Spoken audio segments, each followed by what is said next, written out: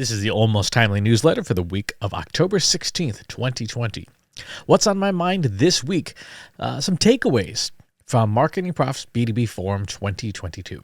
One of my favorite events of the year, MarketingProfs B2B Forum, has come and gone. After almost 3 years of virtual only, this year's event was a hybrid of online and in-person. I made it in person, which was an incredible relief. Wednesday started off with an 8-hour workshop with my partner and CEO, Katie Robert, on measurement strategy. Thursday, I delivered a talk on private social media communities. And Friday, Katie and I did a fireside chat on management and leadership in marketing. But those weren't the highlights of B2B Forum for me. The highlights were and always are the little bits and pieces I picked up along the way that were useful, that I'm incorporating into my marketing beginning right now. So let's dig into a few of these. I'll share the ones that I thought were probably the most helpful. Michael Barber's session on email marketing analytics was riveting. Algorithmically, I was aware that things like mark as spam was substantially damaging to your sender reputation. That's why the unsubscribe button in the newsletter is as big as it is, because I'd rather you use that than mark as spam. This has been the case for years, just like adding someone's newsletter to your whitelist or your address book is a good thing to do, or dragging your email out of like the promotions tab in Gmail to the primary inbox, also a good thing to do if you want to keep getting your newsletters prominently. And of course, it helps the sender, me, score better with these algorithms. And lots of folks already know, Apple's mail privacy protection and the new Gmail prefetch routines have basically ruined open rates as a useful metric. That leaves, of course, click-through rate as one of the more useful metrics. However, Michael introduced a new concept to me that he says is profoundly powerful for email reputation building: reply rate. The number of people who reply to an email can dramatically improve your sender reputation. Now, this makes logical sense when we think about it, right? There's no real way to determine if an email is an interpersonal communication or is a transactional message or is just, marketing materials, right? But real emails from real people, the emails that we want to receive, we tend to reply to those. So it stands to reason that if a user replies to your message, to our email marketing, that behavior is detectable and could improve our reputation as a sender. So how do we increase our reply rate? Well, first, don't send your newsletter from do not reply at yourdomain.com. That's kind of a given. By asking our audiences to reply to our emails, of course, and then actually checking those replies and doing something with them. I have not always been the best about replying in a timely fashion, but I definitely do reply if there's a reason to do so. But clearly need to get better about doing that. You'll also see some small changes in this newsletter as a result, and a reminder that yes, you can reply to this, and I will answer if you want me to, if you need me to. Ashley Faust's session on thought leadership presented a useful framework for determining how strong someone is as a thought leader. Her 4 components are credibility/authority, profile/recognition, prolificness, and depth of ideas. For credibility, this I thought was really clever. How often you're asked to cite your sources versus how often you are cited as a source indicates your level of credibility. I think that's a really useful measure for how credible you are. Think about that in your own marketing. How often are you cited as a source? How often, if you publish something, are people asking you to cite your sources? The one part of Ashley's talk, though, that I thought encapsulated most of the problems with today's thought leadership is depth of ideas. Many of the people who are positioning themselves as thought leaders, or their agency is trying to position an executive at a company as a thought leader, they're not bringing any new deep ideas to the table. Ashley's term, depth of ideas, that's so important. These fictional thought leaders that PR agencies are trying to manufacture, they're bringing recycled tropes at best, hoping people will be distracted or gullible enough to believe that basic truisms are actually deep thoughts. Like, you should care about your employees. No kidding. Anyone can buy a social media following, right? Anyone can be prolific and publish a lot of crap. But having deep thoughts and being recognized for them, that's difficult to do and a good way to evaluate whether someone is a real thought leader or not. My definition of a thought leader hasn't changed, and I think Ashley's definitions reinforce it. Your thinking should change how I lead, right? A thought leader is someone whose thinking changes how we lead, and that means depth of ideas is so important and surprisingly absent from many of the people we consider, we're asked to consider as thought leaders. Tony Now's B2B video production on a shoestring budget was a fun session, but one question from the audience near the end has me rethinking how I'm going to make videos entirely. An audience member asked his take on intros and outros, and he said he strongly dislikes intros. He said we have seconds to make an impression when it comes to a video, and even a short intro gives viewers a chance to be bored and click away.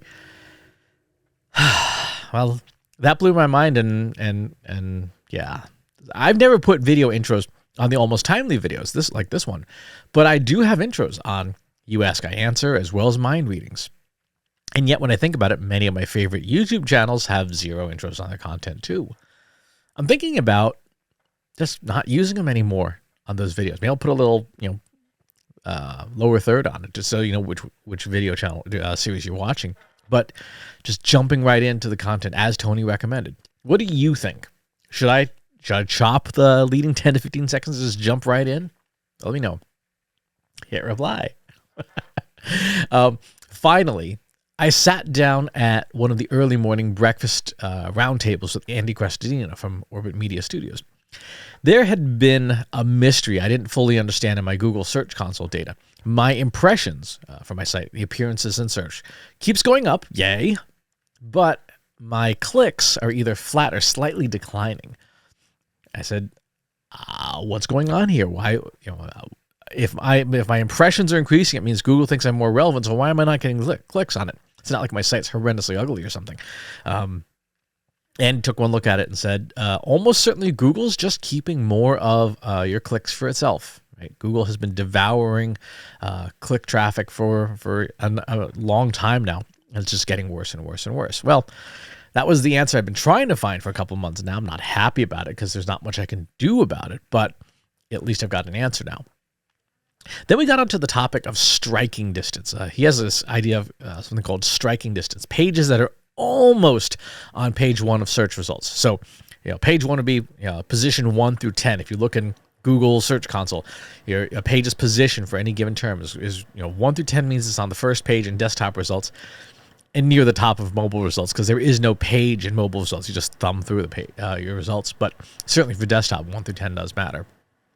And he has this idea that pages that are almost on page 1, so position 11 or greater, are valuable. That it wouldn't take much to bump them to the first page. So he wants to identify them and optimize them. He does this manually right now. So after a couple minutes of this discussion, I pop over my laptop, fire up RStudio, and start to write code for the concept, because he does it manually. And it turns out that automating at least a part of it, the process, is pretty straightforward. It's like 15 lines of code. But there are some additional tweaks we can do to make it more powerful, like prioritizing those pages based on the total audience, potential audience, or semantic search terms for those pages to help beef up the content. I don't know if this code or this script or this tech will go anywhere, but I like the concept. I'm going to keep developing it further. That's, by the way, is the best part of conferences. It's always those casual conversations where you get the good stuff, right? So, MarketingProfs B2B Forum is one of those events that business-focused folks attend. It feels like it's business-focused, but it also still feels like a homecoming. Well, a homecoming you'd actually want to attend. I'm sad that this year's event is over, and I'm already looking forward to next year. What events do you attend that have that same feeling? Like, yeah, this feels like a homecoming. This feels like getting to see old friends.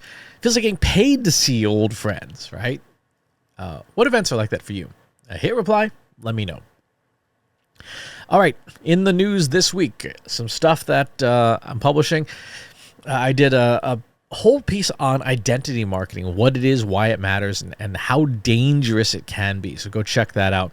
A lot of folks had a strong positive reaction to last week's newsletter on why I don't like networking and what I did to fix it. Some scolding for some PR folks about making sure that they're working with their clients appropriately, and some tips for helping people remember what you're saying on stage when you're speaking, and some things we do wrong from a neurological perspective that impede our audience's abilities to remember what it is we're saying. For ads, the Google Analytics 4 course. I'm going to keep reminding you about this because the deadline to move over gets closer and closer every day. A lot of people have not done it.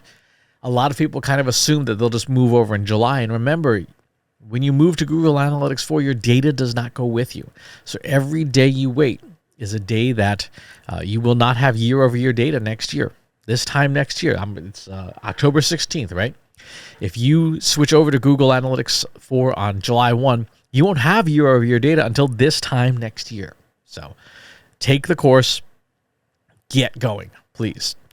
Open jobs this week. What do we got? We have analyst for web analytics at AAA, corporate marketing director at CCS Fundraising, digital analytics implementation specialist at NBC Universal, digital analytics manager at 3 Whiskey, lead program manager at Driven Data, data management specialist at UVA, senior analytics engineer at Brooklyn Data, senior BI analyst at confused.com. That's a great domain name.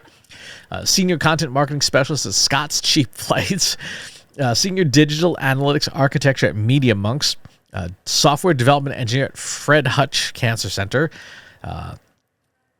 analytics specialist at CPA Australia, senior financial analyst at VRAD, senior manager of data sciences at 3Q, and web analyst at Henry Schein. So lots and lots of good stuff there.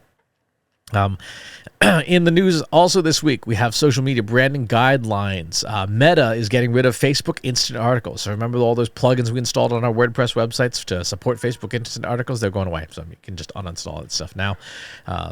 That like AMP really didn't go anywhere. Content marketing for SaaS companies. We have brand storytelling. Google Search Essentials replaces the Google Webmaster Guidelines. That's an interesting little tidbit there. Microsoft Bing is getting an AI image generator. That was a big topic of discussion at MarketingProfs as well. Text mining and brand images. IBM Watson, ESPN, transforming fantasy football data, if that's your kind of thing.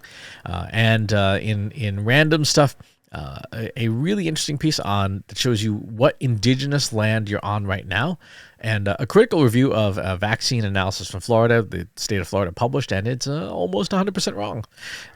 So that's the news there. Upcoming events. My next in-person event is going to be HeapCon on November 22 in Belgrade, Serbia. So if you're going to be in that part of the world, come say hi. That's the news for this week. For all the friends that I ran into at MarketingProfs B2B Forum in person, it was great to see you. For the folks who couldn't make it, hope to run into you at an event in person soon. It is possible and relatively straightforward to attend events and still be safe from a germ perspective, if you will. So you can do both. So more in my pandemic newsletter if you want to check that out. I'm going to write about that on Monday. It's lunchtimepandemic.substack.com if that's your thing. That's the news for this week. Thank you for tuning in. Thank you for being here. Again, hit reply if you've got some questions and stuff that I didn't answer. I look forward to talking to you soon. Stay safe. If you like this video, go ahead and hit that subscribe button.